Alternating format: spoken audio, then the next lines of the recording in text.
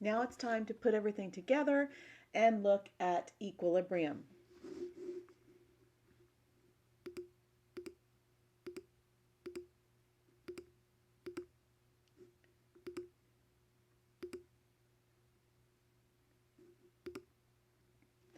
Now it's time to put everything together and look at equilibrium.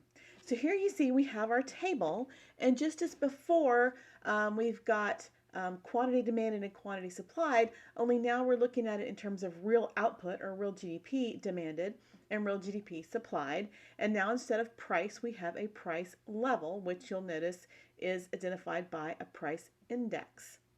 So just as we've done before, what we're looking for is the point where quantity demanded is equal to quantity supplied. So if we have our aggregate demand curve and we have our aggregate supply curve, we're looking for the point where those two curves intersect. So we can see both from the table and from our graph that our equilibrium price level is 100, and at that price level, the equilibrium quantity of GDP is going to be 510 billion. We can also look at what happens when we're not at equilibrium. So for example, we can look here at price level of 92. So in our table, we can see that if our price level is 92, our quantity demanded of real GDP is 514 billion, but our quantity supplied of real GDP is 502 billion. So that would be a situation where we have a shortage. And we can also see that here on our graph, and it looks just like we did in chapter 3. Okay, basically all we've changed here is the labels on our axes. So of course we know that that's all fine and dandy, but what's more fun is when things change. So this figure is showing us an increase in aggregate demand. So this is going to be what demand pull inflation looks like. So when aggregate demand increases from AD1 to AD2, we see that that pulls the price level up from P1 to P2. Now remember, we described demand pull inflation as being too much spending chasing too few goods. So what we've got here is an increase in spending, an increase in aggregate demand, but aggregate supply is not increasing to match it. So that gives us that increase in the price level. And so we also are going to, I'll come back to this in a little bit, but we're also going to call this an inflationary gap. Okay, so just remember that. We'll come back to that. The other thing about this increase in the price level is that this reduces the size of the multiplier effect. Remember in chapter 10 when we introduced the multiplier effect and we went through all that and figured out how to calculate it, then at the end of the discussion we saw that in reality the multiplier may be close to 0, and we saw some reasons for that. There are leakages. Besides savings, there's also the fact that we pay taxes and we spend money on imported goods, and we also said at that point that inflation can reduce the size of the multiplier effect. And this is where we can see that. Okay, so if the price level had not risen, then we would be right here. And so our level of real GDP would be Q2. But because the price level increased, we only got here to Q1. So when we say that inflation reduces the multiplier effect, that's what we're saying, and we can see that here. So what would cause an increase in aggregate demand and set off demand pull inflation? It would be an increase in consumption spending, an increase in investment spending, an increase in government spending, or an increase in net exports. And again, thinking about the inflation that we have been experiencing the last year or so, we do think that's probably demand pull inflation. Again, hindsight's always 20/20 when it comes to inflation. But we feel like as a result of those COVID payments that we had, that we did see an increase in consumption spending, and we had low interest rates for a long time. And so we feel like that we probably started to see some increase in investment spending from that, and those two things together increased aggregate demand and set off this process where we started pulling the price level up. All right, so now let's think about what happens if we have a decrease in aggregate demand. If we have a decrease in aggregate demand, the aggregate demand curve shifts to the left. And this is one of the things that can cause a recession. So normally we would say, okay, if aggregate demand shifts from AD1 to AD2, and I know that equilibrium point isn't lined up. I can't figure out how to fix this graph. Anyway, just imagine it's right there where it should be at point A. Normally we would say if aggregate demand decreases and the aggregate demand curve shifts to the left, we would move from point A to point C, right? And the equilibrium level of real GDP would shift from Q sub F, which is that full employment level of real GDP, to Q sub 2. But we have talked before about the idea of sticky prices. And here we're going to come back and talk about it some more because what we find is that prices don't go down near as easily as they go up. Okay?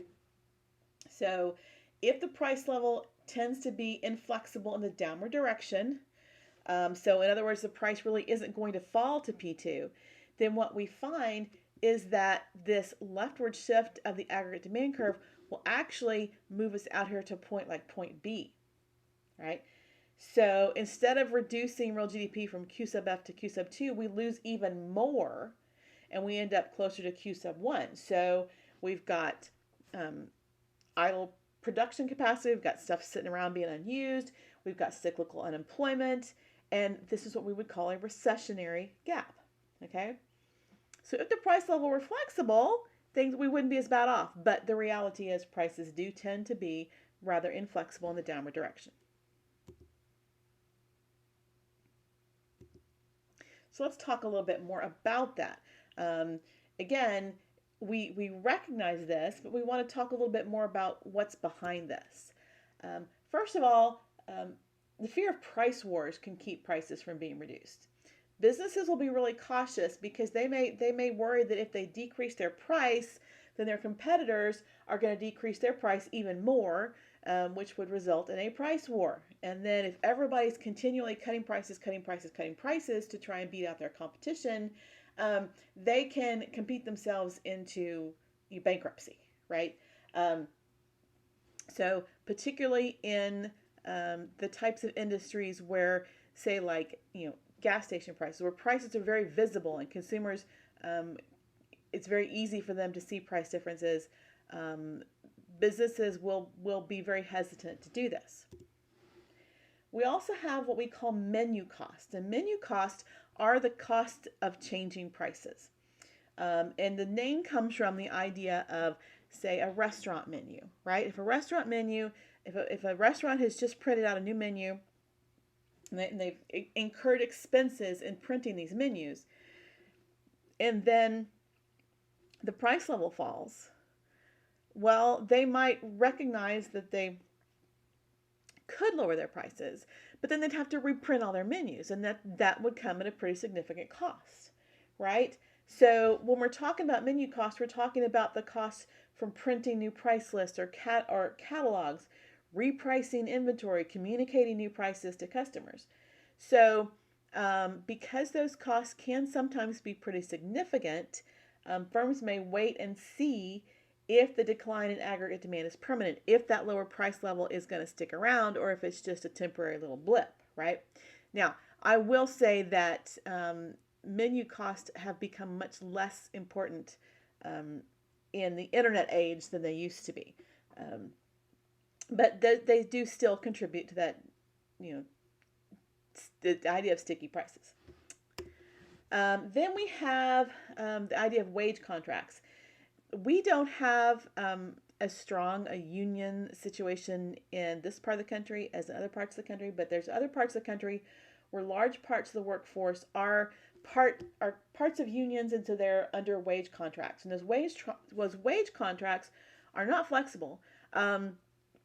They're usually signed for a period of 2 to 4 years, and they set wages for the life of that contract. Now, what's interesting is usually they will have a cost of living adjustment clause in them, but that's only if prices go up more than it's expected. They don't generally have any sort of clause that allows them to go down. So the idea is if firms can't lower their wages, then they can't lower their prices, right?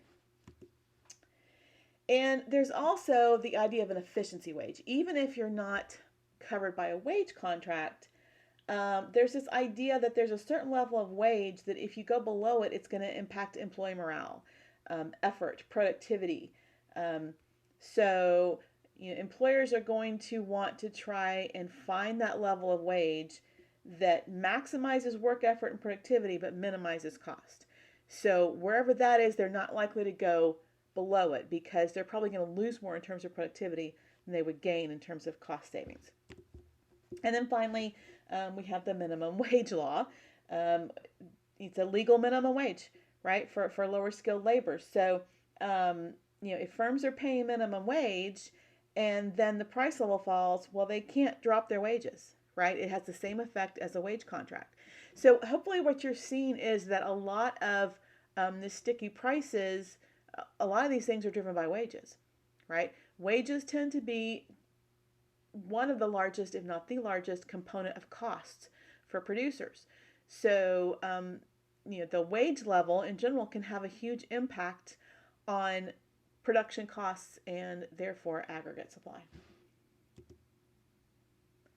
So, what could cause a decrease in aggregate demand, potentially setting off a recession? Well, perhaps say expectations that we're getting ready to head into a recession, where we've talked about the fact that expectations can be very powerful. If firms are afraid that things are getting ready to get bad, they are going to really cut back on their investment spending. And we've talked about the fact that investment is our problem child. So that could certainly cause a decrease in aggregate demand. And, sometimes it becomes a self-fulfilling prophecy. If we think a recession's coming, we may cut our spending enough that we cause a recession. It's happened time and time again. All right, so now let's think a little bit about aggregate supply. And what we've got here in this graph is we're illustrating a decrease in aggregate supply. And this is where we're going to come back and talk about cost push inflation. Remember, we talked about cost push inflation and we said it's usually caused by some sort of economic shock that increases per unit cost. And so now that we're talking about aggregate supply, we're talking about the effects of those changes in per unit cost. So here we go. So if we have something that causes an increase in per unit costs, the aggregate supply curve will shift to the left. And you see when that happens, the price level increases from P1 to P2. So there's your cost push inflation. We also see a decrease in real output, real GDP. And again, we're going to call this a recessionary gap. So what could cause this decrease in short-run aggregate supply, causing cost push inflation? Well, again, we've talked about those economic shocks, and we know that economic shocks can be positive or negative, but this would be like a negative economic shock. This could be something like a natural disaster, or a terrorist attack, or a pandemic, right? When you start thinking about it, you should be able to come up with lots of different things that we've experienced in our relatively recent history that could do this. Now let's think about increases in aggregate supply, okay? So what we're looking at here is really growth. This is one way that we can illustrate economic growth within this aggregate demand, aggregate supply model. So, we've talked about economic growth back in chapter 8, and then we talked about inflation in chapter 9, but we really didn't associate inflation with growth, right? We said growth is a good thing. But here we've been saying, well, if spending increases, then that's going to give us demand pull inflation. Well, we can achieve growth, we can achieve full employment and relative price stability when both curves move. Okay, so normally if we had an increase in aggregate demand from AD1 to AD2, if aggregate supply didn't change, that would move us from point A to point B, right? And that would give us some pretty significant increase in inflation in the price level. But if we get aggregate supply shifting along with that, then instead of moving from A to B, we may end up moving from A to C. Okay, so yes, we've had a little bit of an increase in the price level, but remember, and we'll talk more about this later, the Federal Reserve in general has a 2% inflation target. We said that zero inflation is not really the best thing because it's too easy to slip into deflation. So mild inflation is actually thought to be the best situation. So um, this is how we would see this occur. We have economic growth. We've increased real GDP from Q1 to Q3. Um, when real GDP is increasing, we're increasing our employment, so we're good there, and it's mild inflation, right? So usually when we're talking about increases in aggregate supply, it's moving along with aggregate demand. Okay, and so again, that's how we achieve. That's the ideal situation in order to achieve economic growth without setting off significant inflation. All right, let's do a little practice here. So starting from short-run equilibrium, the following occurs. The US dollar appreciates and wage rates rise. Oh, that's hard to say. The effect of the dollar appreciation is greater than that of the increase in wages. What is the effect on the price level, real GDP, and unemployment in the short run? So the US dollar appreciation, that affects net exports primarily. We did talk about the effect of currency exchange rates on the price of resources, but it's usually going to have a stronger effect on net exports because, as I said, not all industries are going to use the same amount of imported resources. So we're going to, at this point, take the dollar appreciation as a demand shifter, as an aggregate demand shifter. So when the US dollar appreciates, that's going to make our exported goods more expensive, and it's going to make imported goods cheaper. So what we're going to see is that we're going to see our exports are going to go down and our imports are going to go up, which means that net exports is going to go down. Okay? And when net exports goes down, aggregate demand goes down, and the aggregate demand curve is going to shift to the left. Okay. Wage rates, remember this word wage, that tells you it's a cost, right? So we've just finished talking about how wages are a large proportion of production costs. So that's going to increase per unit costs. So if wages go up, then production costs go up. If production costs go up, profit goes down,